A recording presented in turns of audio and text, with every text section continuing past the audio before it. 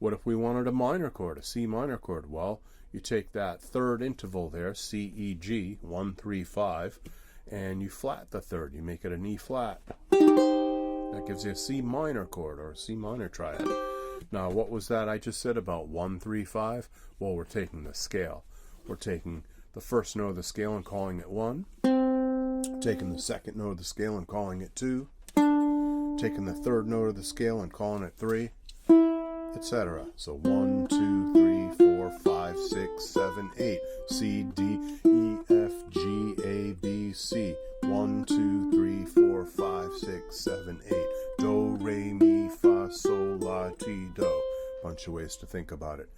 So that's where I got that 1, 3, 5 for a major chord. From the scale, 1 flat 3, 5. That's a minor chord. 1 flat 3 flat 5. That's a diminished chord.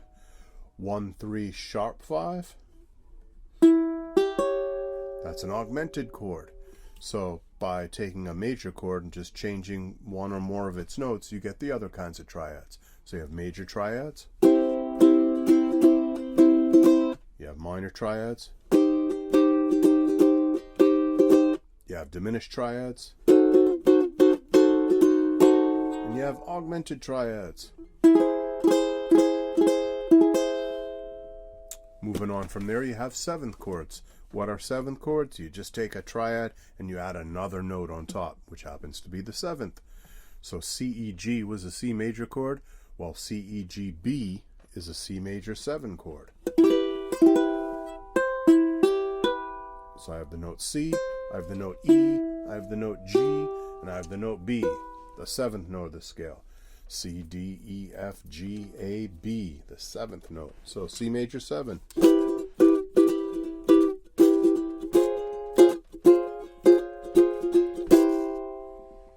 Minor seventh chords are the first note of the scale, the third note of the scale flatted, the fifth note of the scale, and the seventh note of the scale flatted. Minor seventh chords, like this good old C minor 7 here.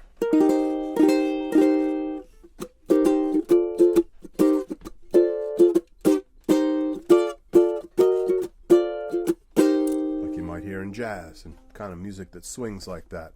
So C minor 7, C, E flat, G, B flat.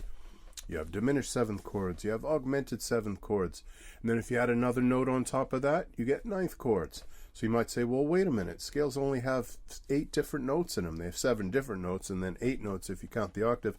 What do you mean ninth? What's the ninth note of the scale?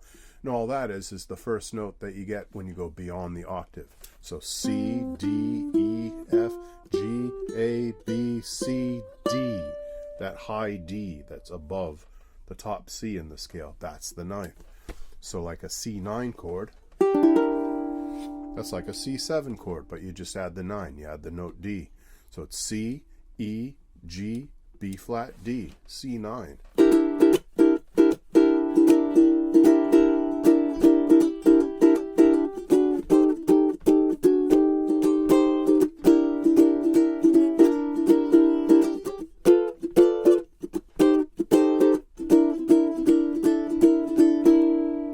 Here in blues, ninth chords, or funk music, James Brown, that is a great sound, Prince, etc.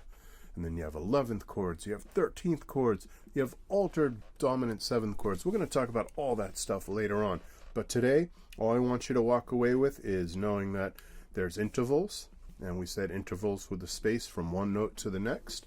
You have small intervals like a second, you have bigger intervals like a third, even bigger like a fourth, like we're saying Gregorian chant uses in Asian music and stuff, a fourth.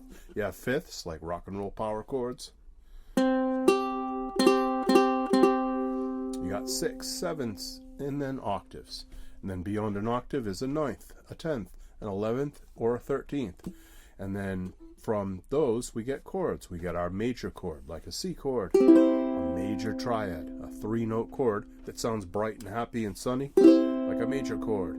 You have minor triads, dark, serious, like Beethoven. Dun dun dun dun, minor chords. Then you got diminished chords.